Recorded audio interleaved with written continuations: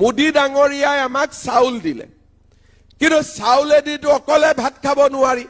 যদি আমাক ঘৰত ভাত খাব লাগে, আমাক দালিও লাগিব, তেতিয়াহে ঘৰখন হ'বগৈ। সেইকাৰণে আজি আমি ইয়াতে কৈছো যে আমি আপোনালোকক কম দামত, যাৰ যাৰ ঘৰত ৰেচন কাৰ্ড আছে তেওঁলোকক আমি কম দামত 1 কেজি চাউল দিম, 1 কেজি চেনি দিম, আৰু 1 কেজি দালি দিম, চাউলটো 5 কেজি গাইপতি, 1 কেজি দালি দিম, 1 কেজি চেনি দিম, আৰু 1 কেজি নিমখ দিম।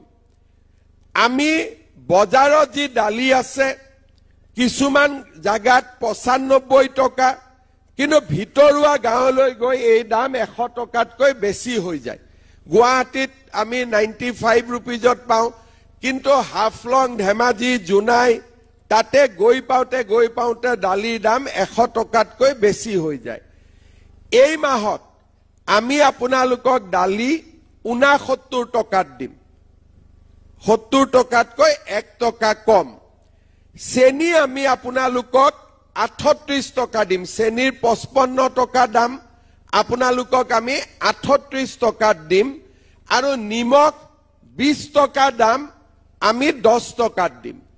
কিন্তু জানুৱাৰী মাহৰ 1 তাৰিখৰ পৰা মই এটা ভাবিছো যে 69 টকা দিলে 1 টকা কোনে ঘূৰাই দিব? দোকানীয়েতো 70 টকাই ৰাখি থব।